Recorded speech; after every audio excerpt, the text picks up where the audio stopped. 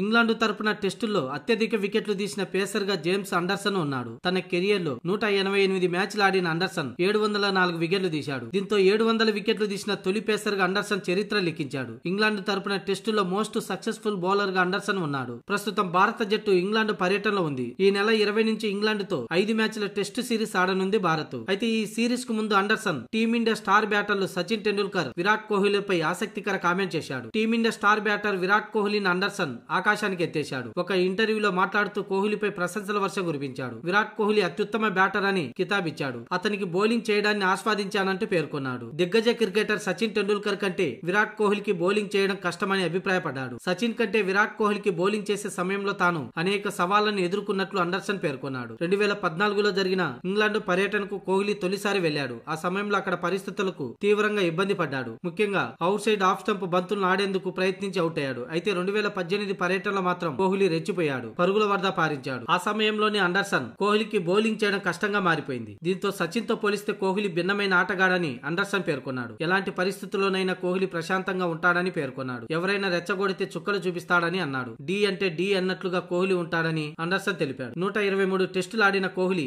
46.85 సగటుతో 9230 పరుగులు చేశాడు. ఇందులో 30 సెంచరీలు, 31 హాఫ్ సెంచరీలు, 7 డబుల్ సెంచరీలు ఉన్నాయి. అండర్సన్ కోహ్లీ 36 ఇన్నింగ్స్ లో తలపడ్డారు. కోహ్లీని అండర్సన్ 7 సార్లు అవుట్ చేశాడు.